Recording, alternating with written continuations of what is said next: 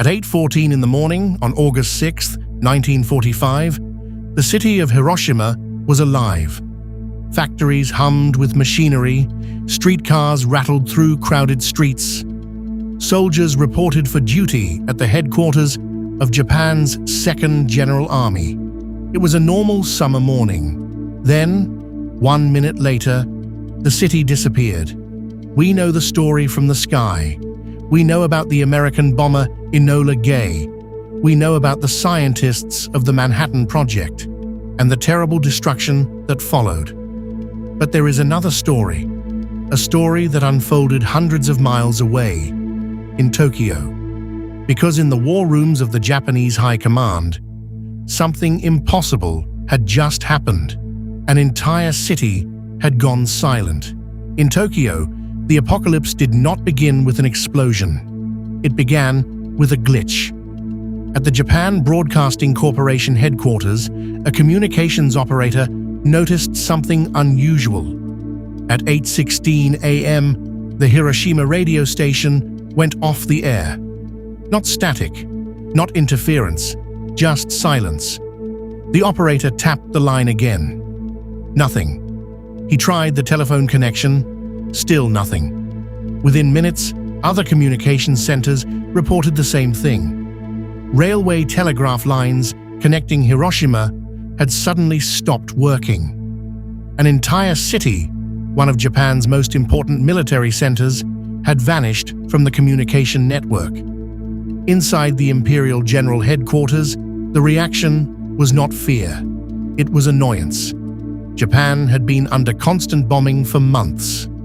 American B-29 bombers had been burning Japanese cities night after night. Communication lines were frequently damaged during raids. The explanation seemed obvious. Perhaps a small American strike had hit a radio station or telephone exchange, a routine wartime inconvenience. But when radar reports arrived, the numbers didn't make sense. Japanese air defense had detected only 3 American aircraft over Hiroshima that morning. 3. That was impossible. You don't destroy a city with 3 planes. You need hundreds. You need a sky full of bombers. Still, the generals dismissed the concern. They had a war to manage, and Hiroshima was simply not answering the phone. By 9 a.m., the irritation began to turn into something colder. Reports were arriving from towns surrounding Hiroshima. Railway workers spoke of a blinding flash of light. Others described a massive cloud rising into the sky, a cloud that seemed to swallow the horizon. Witnesses said there had been no bombing formation, no sound of aircraft engines, just a sudden explosion of light, followed by darkness. But this information struggled to reach the highest levels of command. Japan's military leadership was focused on something else.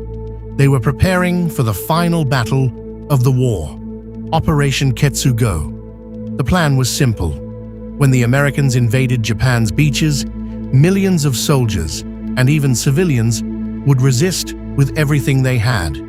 Rifles, grenades, even bamboo spears.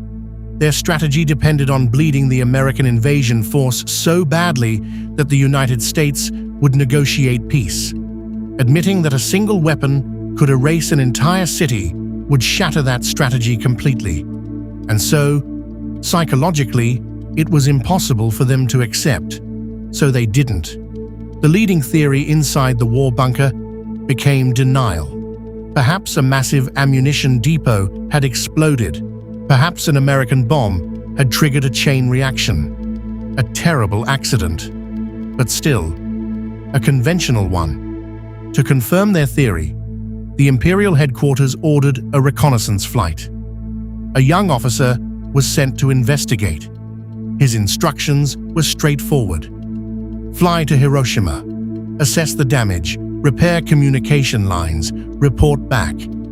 He took off just before noon, expecting to see smoke, fires, and damaged buildings.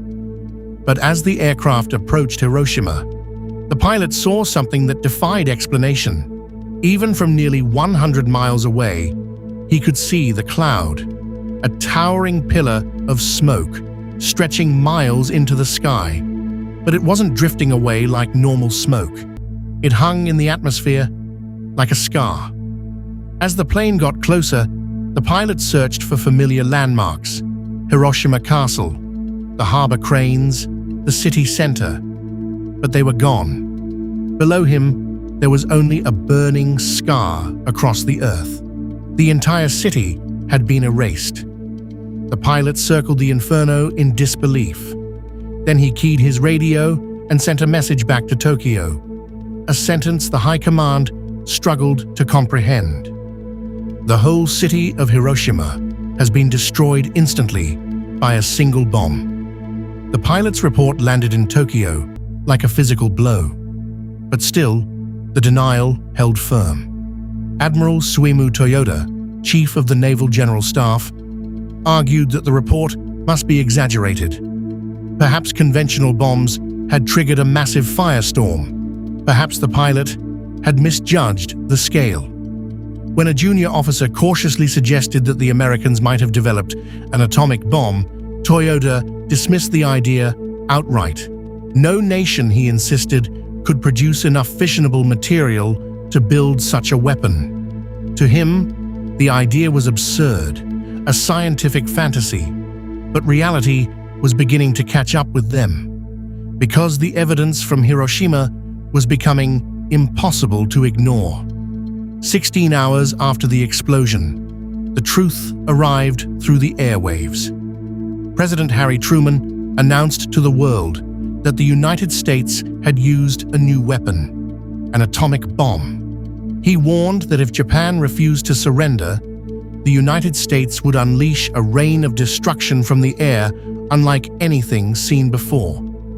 The denial inside Tokyo finally began to crack, because now the enemy had confirmed it. To verify the claim, Japan's leading nuclear physicist was sent to Hiroshima, Dr. Yoshio Nishina. When he arrived, he did not need long. He saw birds burned in mid-flight, shadows of people permanently etched into stone. Then he examined X-ray film, stored inside a hospital vault. Even inside lead containers, the film had been exposed. There was only one explanation: radiation. Nishina returned to Tokyo and stood before the military leadership. His voice was calm, but his conclusion was devastating. "We must face the facts. It is an atomic bomb, and we have no defense against it." By the morning of August 9th, the realization had finally settled over Tokyo. The reaction of the Japanese High Command had traveled a painful path, from irritation to denial to anger and finally to horror. They understood that something fundamental had changed. The age of the samurai had ended. The age of the atom had begun. And then, while Japan's leaders were still debating surrender, another report arrived. Another city had vanished: Nagasaki. The gamble that America possessed only one bomb had failed. The silence that began in Hiroshima now spread across the entire empire. And in that silence, the leaders of Japan finally understood. They were no longer fighting a war. They were facing the end of it.